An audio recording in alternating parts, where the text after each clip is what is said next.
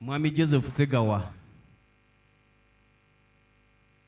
namukubira essimu ne mugamba nkwetaaga obeerewo ku mukolo gwange nga tuggulawo essomero lya Hillview. Lwaki nali mwetaaga?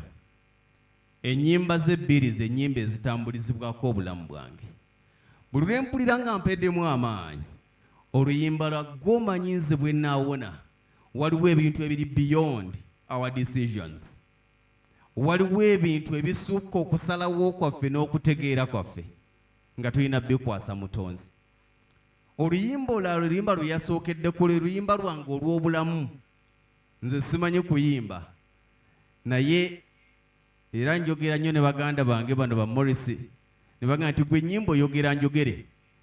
Ti buli mukadde gw'omanyi yakootakoota, teyali mukadde lumu yali mulenzi, na buli kinvinvi oyo gw'olaba eyo be bawala b'okatundu edda baaliwo, okuva lw'ozaalibwa olina olugendo lw'otambula okutuusa lw'odda gy'ova. Obuto, obuvubuka n'obukadde gy'emitendera mwe tuyita okugenda.